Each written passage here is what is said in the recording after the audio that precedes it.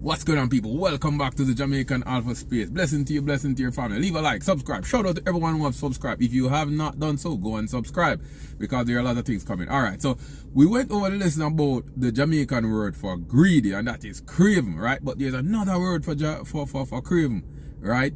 And that word is gravalicious, right? And when you say that word, it comes with a very expressive look. You know what I mean? So your friend beside you eating, non-stop. You look at him. It's a gravalicious, man. You know what I mean? Gravalicious. Another word for greedy. So if you hear that, in Jamaica, that is what they're talking about. Gravalicious. You are greedy. And just like our African brothers and sisters, we are very expressive people. You know what I mean? And we took that on with us.